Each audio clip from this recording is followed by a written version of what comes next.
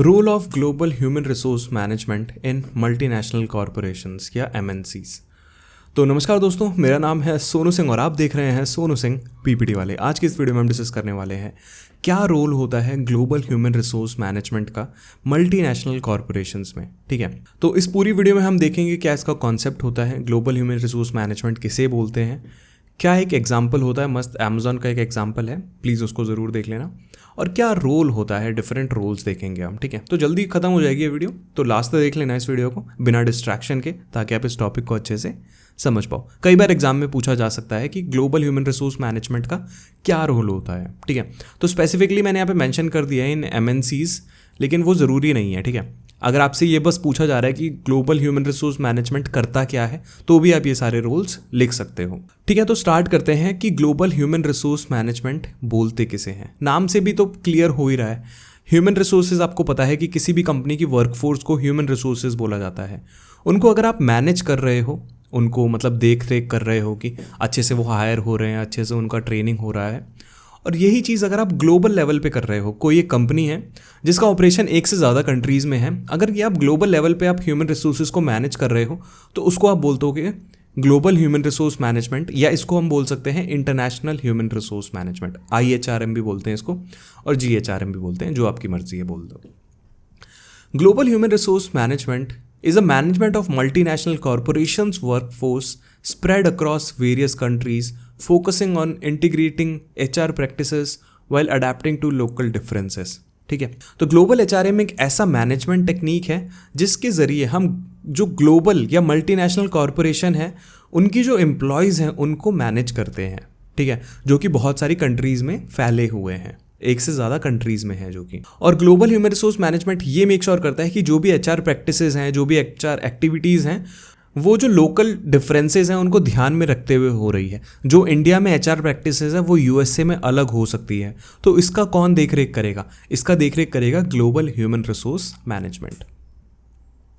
It ensures that talent is recruited, developed and retained globally, enabling the company to have a competent workforce in diverse international setting. ठीक है, तो global human resource management जैसे कि मैंने बताया था, make sure करता है कि एम्प्लॉयज़ को अच्छे से रिक्रूट किया जा रहा है, उनको ट्रेनिंग एंड डेवलपमेंट दिया जा रहा है, और उनको रिटेन किया जा रहा है। मतलब ऐसी बहुत सारी स्ट्रैटेजीज यूज़ की जा रही हैं जिससे वो छोड़ के ना जाए। ठीक है, और ये इंटरनेशनल सेटिंग में हो रहा है। इंटरनेशनल सेटिंग का मतलब एक से ज़्यादा कंट्री में अगर किसी कंपनी का ऑपरेशन है, तो वहाँ के जो वर्कफोर्स हैं उनको कैसे मैनेज करना है, ये ग्लोबल ह्यूमन रिसोर्स मैनेजमेंट हमें बताता है। ठीक है, फॉर एग्जांपल एक छोटा सा एग्जांपल लो, मैं किसी कंपनी में काम करता हूँ और वो कंपनी अमेरिका बेस्ड कंपनी है, मेरा जो ह्यूमन रिसोर्स मैनेजर है वो अमेरिका का है, मेरा HR। ठीक है, तो जो अमेरिका का HR है उसको अगर मल्टीपल कंट्रीज़ के एम्प्लॉयज़ के साथ डील करना पड़ रहा है, तो उस HR को हम बोलेंगे ग्लोबल ह्यूमन रिसोर्स मैनेजर या मैनेजमेंट। ठीक है, तो एक एग्जांपल लेते हैं अमेजोन का। अमेजोन के बारे में आप सबने सुना होगा, जिसका हेडक्वार्टर है USA में, और अमेजोन डील करती है बहुत सारी कंट्रीज़ में, इंडिया में, जर्मनी में, ऑस्ट्रेलिया में, जापान में, बहुत सारी ऐसी कंट्रीज़ हैं जहाँ पे अमेजोन डील करती है। एक बहुत छोटा सा हाइपोथेटिकल एग्जांपल है, अगर समझ ना आए तो दिल पे मत लेना इस चीज़ को। ठीक है, वैसे तो बहुत ईजीली मैं समझाने की कोशिश करूँगा। अगर मान लो अमेजोन को एक नया प्रोसेस लॉन्च करना है, विद इन अमेजोन को एक नया प्रोसेस लॉन्च करना, अभी आप ये मान के चलो कि आप अमेजोन में काम करते हो। ठीक है, ये मत समझो कि आप अमेजोन से शॉपिंग करते हो, तो आपको समझ नहीं आएगा ये। ठीक है, आप मान लो आप अमेजोन कंपनी में काम करते हो और विद इन कंपनी अमेजोन को एक नया प्रोसेस लेके आ रही है, तो वहाँ के जो HR होंगे उनका क्या रोल होगा इस प्रोसेस को स्मूथली इम्प्लीमेंट करने में कंपनी में। ठीक है, तो ये डिफरेंट रोल्स हैं। सबसे पहला रोल होगा global integration and local adaptation. HR को वहाँ के मेक श्योर करना पड़ेगा जो प्रोसेस है वो सारे रीजन में अच्छे से लॉन्च हो जाए, और वहाँ की जो लोकल रिक्वायरमेंट्स है, जैसे कि इंडिया में फ्लेक्सिबल वर्किंग आवर्स होने चाहिए, जर्मनी में जो स्ट्रिक्ट लेबर लॉ है उसको फॉलो करना है ना।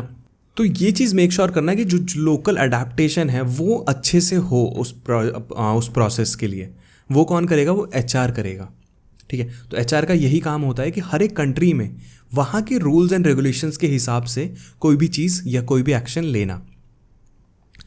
सेकंड होता है टैलेंट मैनेजमेंट। टैलेंट मैनेजमेंट का मतलब हो गया HR को ये मेक श्योर करना पड़ेगा कि हर एक रीजन में सही तरीके के एम्प्लॉयज़ हैं, right type of employees are there हर एक रीजन में, इंडिया में, जर्मनी में, ऑस्ट्रेलिया में, जापान में, USA में, कहीं पे भी सही तरीके के एम्प्लॉयज़ अवेलेबल हैं ठीक है। अगर कुछ टेक्निकल एक्सपर्ट्स को हायर भी करना पड़ता है तो वो भी कौन डिसीजन लेगा, वो एचआर लेगा, ठीक है। या किसी पर्टिकुलर सॉफ्टवेयर को हैंडल करने के लिए नए लोग चाहिए, तो हर एक कंट्री के हिसाब से अलग अलग वहाँ के प्रोफेशनल्स को हायर कर सकती है ग्लोबल एचआर।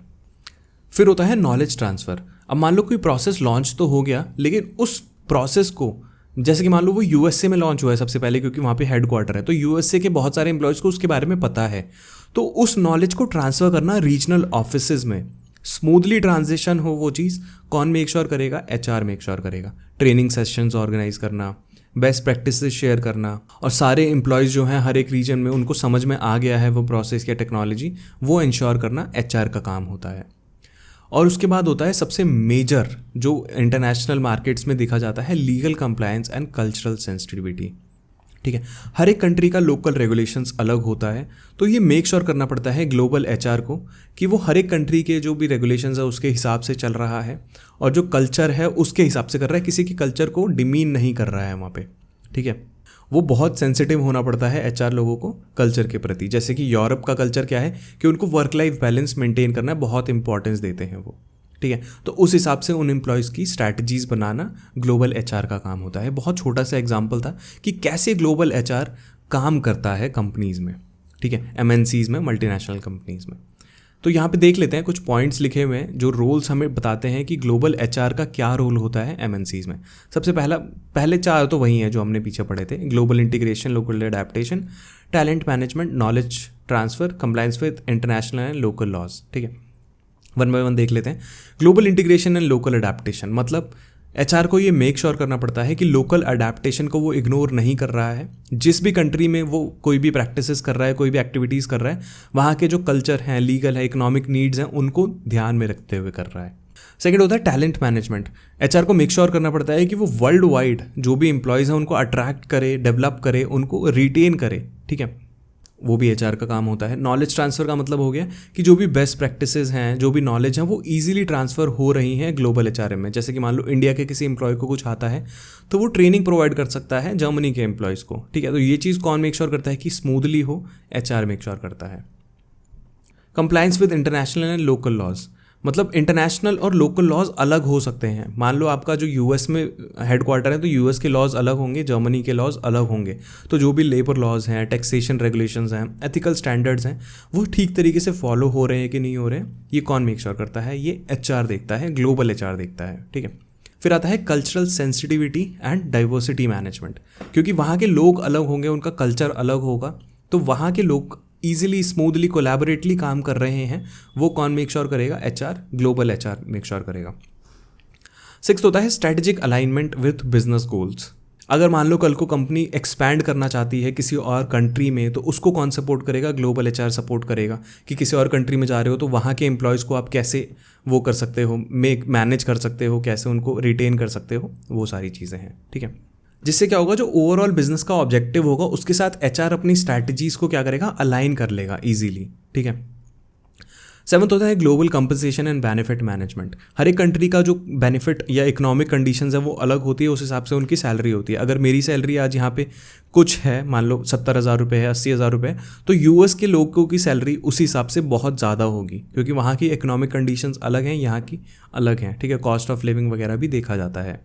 फिर आता है एक्सपैट्रिएट मैनेजमेंट। एक्सपैट्रिएट मैनेजमेंट का मतलब, एक्सपैट्रिएट का मतलब क्या होता है, अगर मैं मान लो इंडिया का बंदा हूँ, अगर मैं यूएस में जा रहा हूँ, मान लो अमेज़ॉन में काम करता हूँ मैं पहले अमेज़ॉन इंडिया में था, अभी मेरे को यूएस में बुला लिया गया है, तो मेरा ट्रांजिशन स्मूथली हो रहा है कि नहीं हो रहा है, और मेरे को ईजिली मतलब कंपनसेशन वगैरह में कैसे रिवीजन करना है, कैसे क्या क्या ट्रेनिंग की ज़रूरत पड़ेगी मेरे को, है ना, वो सारी चीज़ें कौन मेक श्योर करेगा, वो मेक श्योर करेगा, एचआर मेक श्योर करेगा, ठीक है। ह्यूमन रिसोर्स मैनेजर, जो इंटरनेशनल ह्यूमन रिसोर्स मैनेजर है या ग्लोबल ह्यूमन रिसोर्स मैनेजर है।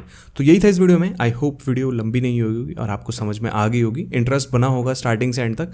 कहीं पे भी आपको लगा कि भैया स्लो जा रही है वीडियो, मज़ा नहीं आ रहा है यार, तो प्लीज़ नीचे कॉमेंट सेक्शन में मेरे को बस टाइम लिख देना कि यहाँ पर मैं इंप्रूव कर सकता हूँ, ठीक है। आप बस ये मत लिखना कि क्या इंप्रूव कर सकता हूँ, मर्जी है आपकी, लिख भी सकते हो, लेकिन टाइम ज़रूर लिख देना, ठीक है। तो लाइक हो जानी चाहिए वीडियो। अगर कोई भी डाउट है, कोई भी दिक्कत है, कोई भी परेशानी है, तो नीचे कमेंट सेक्शन होता ही है, आप लिख सकते हैं, और लाइक कर देना वीडियो को प्लीज़। लाइक के बगल में सब्सक्राइब होता है, सब्सक्राइब करते हुए जाना चैनल को। मिलते हैं आपसे नेक्स्ट वीडियो में, तब तक के लिए good bye, take care, have a nice day.